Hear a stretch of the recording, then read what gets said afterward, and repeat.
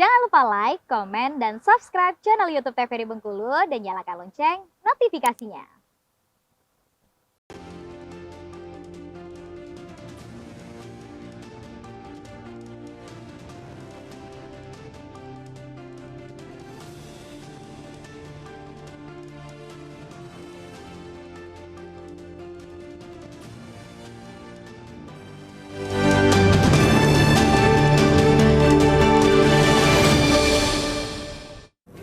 Masih bersama saya Frego Zuhri, terima kasih pemirsa Anda kembali menyaksikan program Acara Berendo.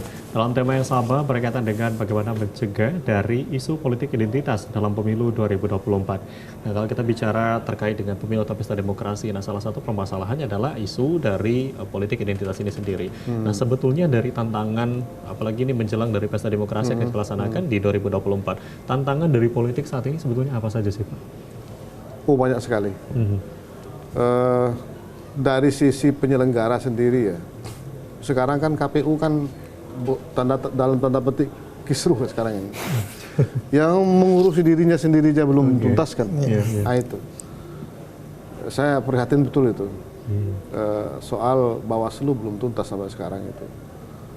Soal penyelenggaranya.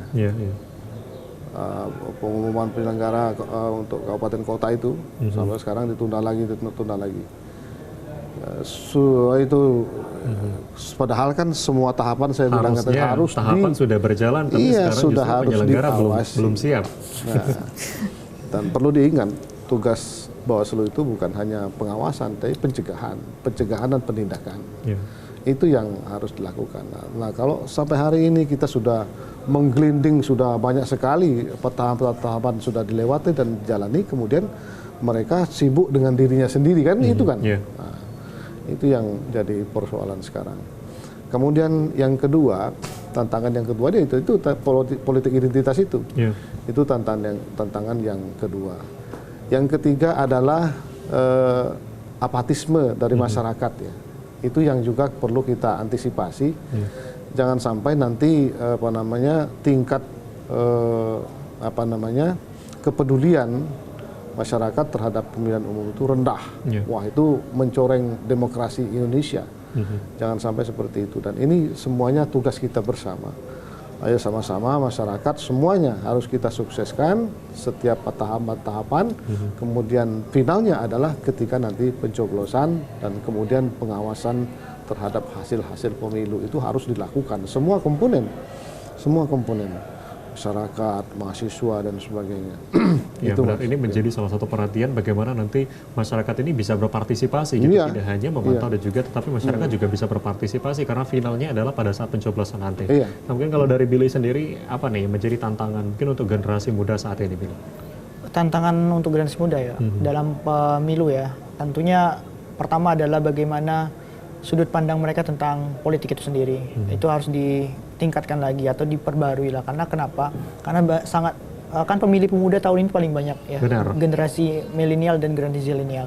Tetapi minatnya untuk tertarik ke situ kan sangat sedikit. Jadi harus ditingkatkan lagi partisipasi pertama.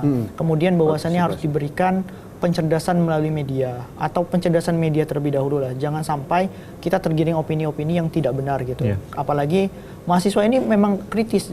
Orang-orang muda itu kritis, tetapi tidak semuanya bisa kritis seperti yang diinginkan. Bahkan ada yang bisa dikendalikan oleh beberapa orang atau oknum gitu kan.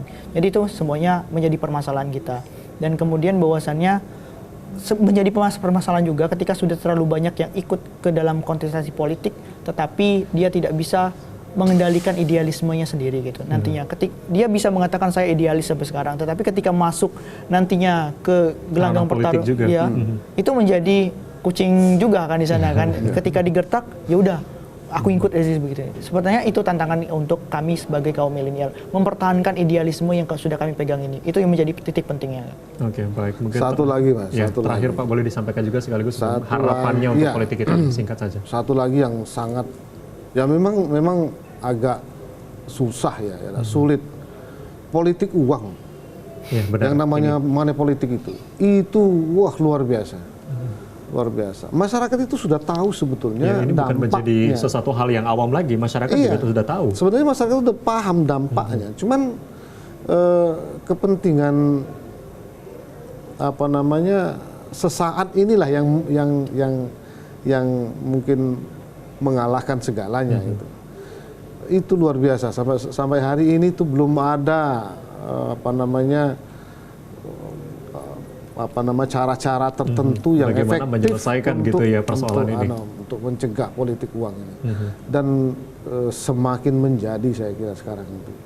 Dan ini bagaimana juga ini tidak bisa kita biarkan, menjadi tantangan kita semua dan menjadi tugas kita semua, kewajiban kita semua untuk pelan-pelan meninggalkan hal buruk ini.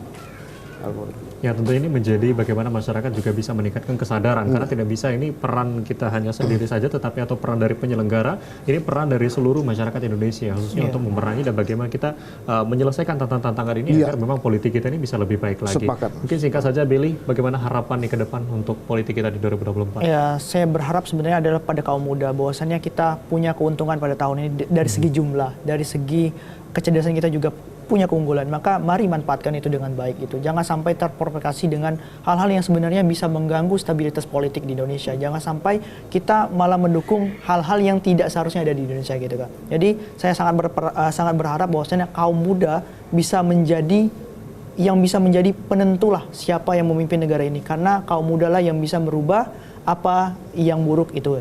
Oke, baik. Terima kasih banyak Profesor sudah datang. Terima kasih Sama-sama, banyak terima kasih.